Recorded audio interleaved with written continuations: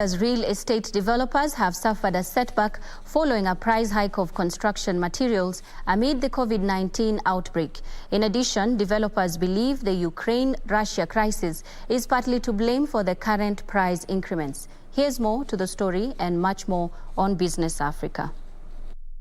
Wilberforce Nsamba, who once had ambitious plans to set up more residential apartments in Uganda after the government reopened the economy, says his plans are not progressing as he had hoped.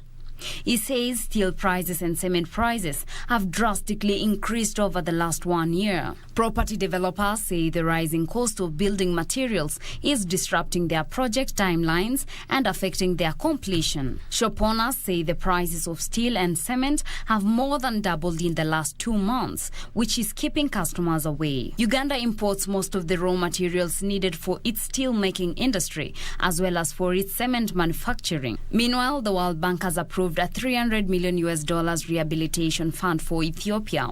The newly approved funds will be used to rehabilitate those affected by conflict, which has resulted in loss of lives, humanitarian crisis, destruction of private and public assets, and have left communities in dire need of support.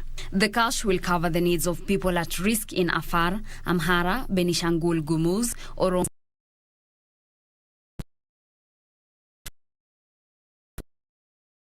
The newly released funds will be implemented by federal, regional, community-based organizations, as well as independent third-party entities.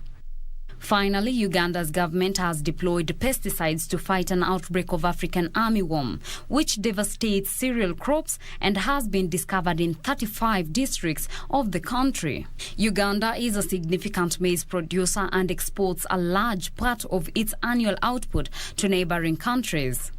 Delayed rains in many parts of Uganda has pushed back crop planting for the first season of this year, meaning most crops are still young when the impact of armyworm attack is most devastating.